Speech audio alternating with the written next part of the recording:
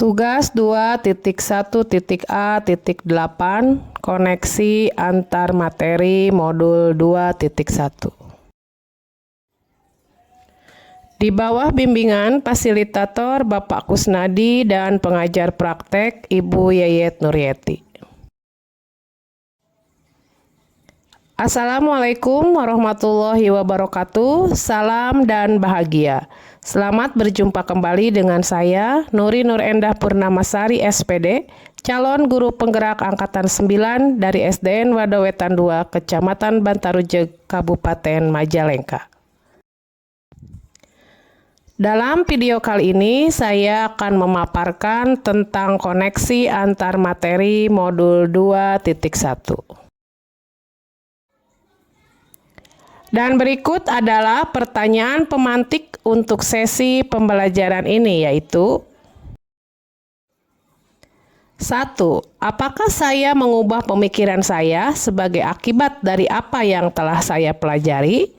Ya, sebelumnya saya memiliki miskonsepsi tentang pembelajaran berdiferensiasi sama persis seperti dengan yang sudah disebutkan di eksplorasi konsep.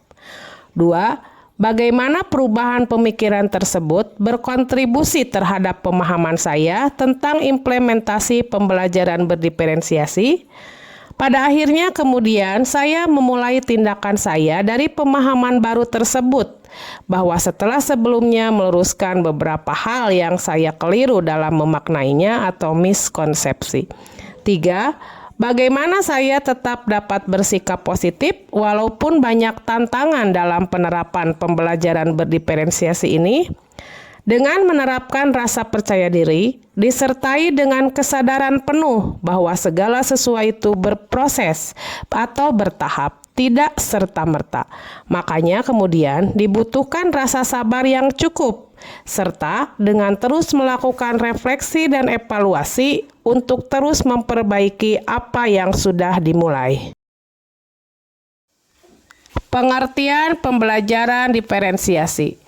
Pembelajaran berdiferensiasi adalah serangkaian keputusan masuk akal atau common sense yang dibuat oleh guru yang berorientasi kepada kebutuhan murid.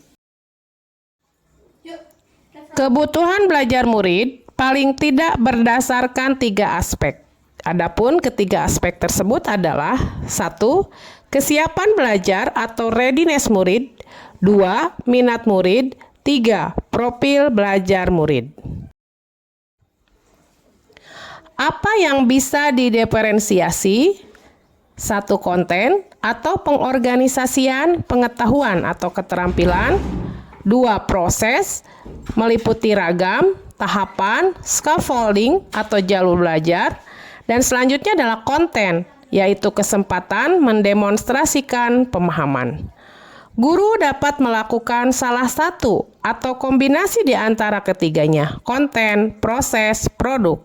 Yang pasti, pertimbangan utamanya haruslah tentang sejauh mana diferensiasi yang kita pilih tersebut dapat memenuhi kebutuhan murid dalam mencapai tujuan pembelajaran yang telah ditentukan, bukan sekedar memuaskan checklist penerapan atas ketiganya.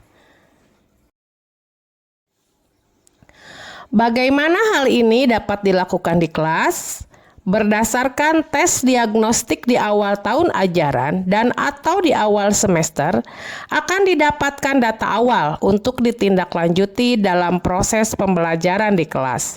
Dari asesmen awal ini, akan diketahui kesiapan belajar atau readiness, minat, dan profil belajar murid. Sehingga kemudian guru akan memutuskan untuk melakukan pembelajaran berdiferensiasi dalam hal apa? Apakah konten, proses, atau produk? Guru bisa melakukan satu di antaranya atau bahkan memvariasikan ketiga-tiganya. Diferensiasi konten adalah apa yang akan diajarkan terhadap murid-murid kita, termasuk menyesuaikan dengan gaya belajar mereka, apakah visual, auditori, atau kinestetik. Diferensiasi proses adalah bagaimana informasi tersebut dipelajari, apakah dikerjakan secara mandiri atau berkelompok. Guru diharapkan menggunakan pengelompokan yang fleksibel, memvariasikan lama waktu bagi murid untuk menyelesaikan tugas, mengembangkan kegiatan bervariasi seperti menggunakan pertanyaan pemandu, penggunaan berbagai media pembelajaran, apakah gambar, bagan, video, dan lain-lain, serta memberikan bantuan yang dibutuhkan murid secara proporsional. Selanjutnya, diferensiasi produk, yakni murid diberikan pilihan untuk menentukan jenis tugas yang akan dikerjakannya, yang mencerminkan pemahaman murid terkait tujuan pembelajaran yang diharapkan. Bagaimana pembelajaran berdiferensiasi dapat memenuhi kebutuhan belajar murid dan membantu mencapai hasil belajar yang optimal? Pembelajaran berdiferensiasi dapat memenuhi kebutuhan murid karena pembelajaran berdiferensiasi dilaksanakan berdasarkan data yang diperoleh dari hasil asesmen awal, sehingga keputusan dan upaya yang dilakukan guru diharapkan sesuai dengan kebutuhan murid. Karena sesuai dengan kebutuhan murid, maka diharapkan dapat membantu murid mencapai hasil belajar yang optimal. Karena pembelajaran yang dilaksanakan adalah upaya guru untuk merespon kebutuhan murid.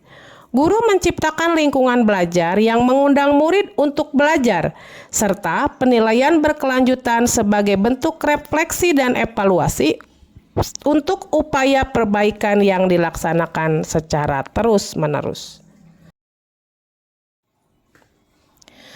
Kaitan antara materi dalam modul ini dengan modul lain di program pendidikan guru penggerak. Filosofi pendidikan KHD, yakni tentang pendidikan yang berpihak pada anak, berpusat pada murid, menuntun, membantu, memfasilitasi untuk mengoptimalkan potensi pada diri anak.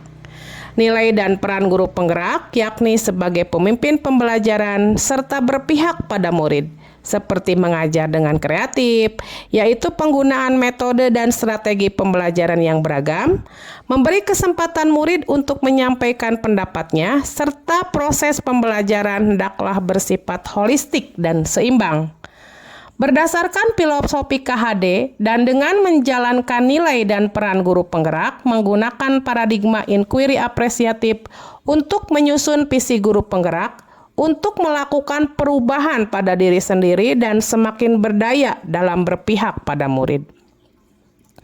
Kemudian berkolaborasi bersama seluruh pihak sekolah maupun orang tua untuk bersama-sama terlibat aktif dalam penerapan budaya positif sehingga tujuan pendidikan agar murid bahagia dan selamat bisa diwujudkan. Kesimpulan, pembelajaran berdiferensiasi bukanlah metode pembelajaran, melainkan serangkaian keputusan masuk akal yang dibuat oleh guru yang berorientasi pada kebutuhan murid. Keputusan-keputusan yang dibuat tersebut adalah yang terkait dengan 1. Tujuan pembelajaran yang didefinisikan secara jelas. 2. Guru menanggapi atau merespon kebutuhan belajar muridnya. 3. Guru menciptakan lingkungan belajar yang mengundang murid untuk belajar dan bekerja keras untuk mencapai tujuan belajar. 4. Manajemen kelas yang efektif. Dan 5. adalah penilaian berkelanjutan. Pembelajaran berdiferensiasi haruslah berakar pada pemenuhan kebutuhan belajar murid dan bagaimana guru merespon kebutuhan belajar tersebut. Demikian koneksi antar materi 2.1 yang saya susun. Terima kasih sudah menyimak. Salam dan bahagia. Wassalamualaikum warahmatullahi wabarakatuh.